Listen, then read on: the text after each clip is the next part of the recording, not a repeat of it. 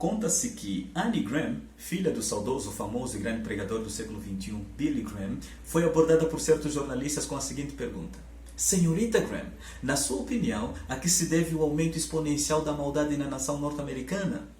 Foi então que calmamente ela fitou os olhos aos jornalistas e deu a seguinte resposta: gradativamente o Espírito Santo está se retirando sobre o planeta Terra, sobre a nação norte-americana e sobre as famílias que o rejeitam.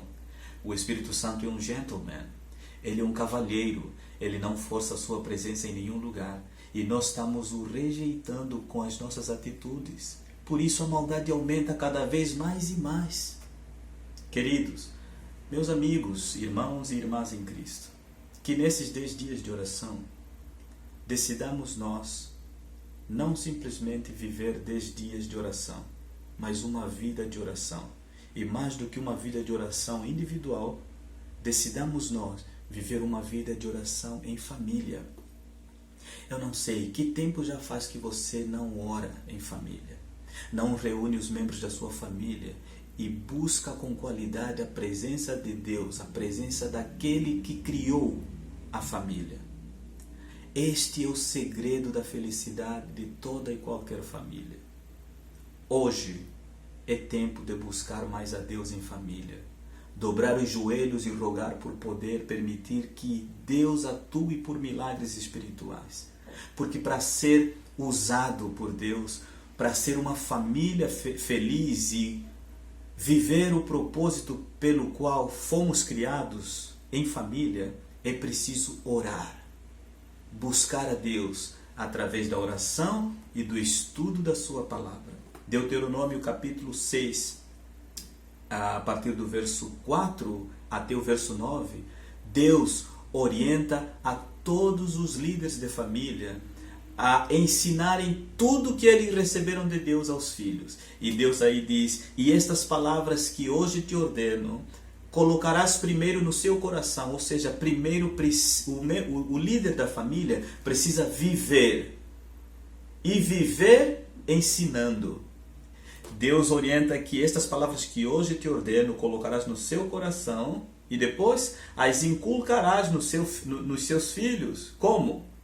Deitado, levantado, parado, andando, enfim, em qualquer hora, em qualquer momento.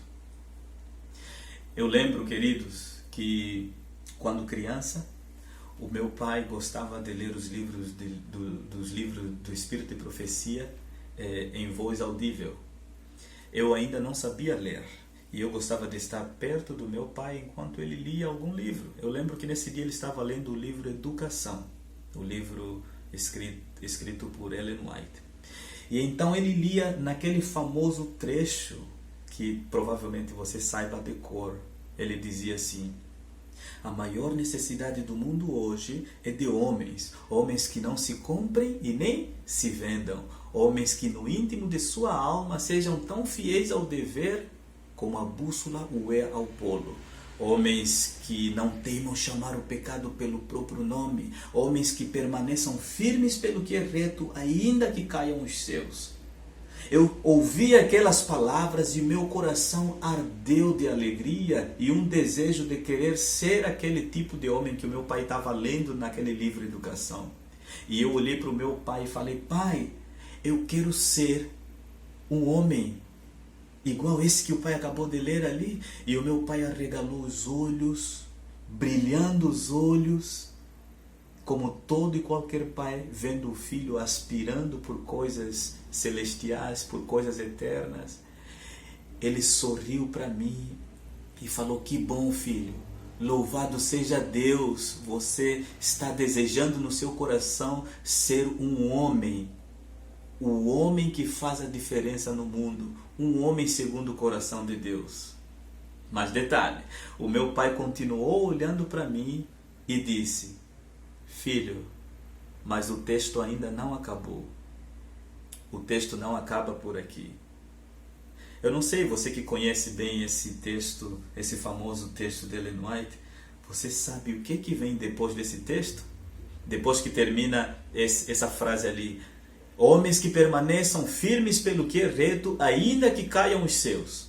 Geralmente nós pegamos esse trecho esse trecho do texto e gostamos até de colocar em quadros, né? Nas paredes. Isso é muito bom.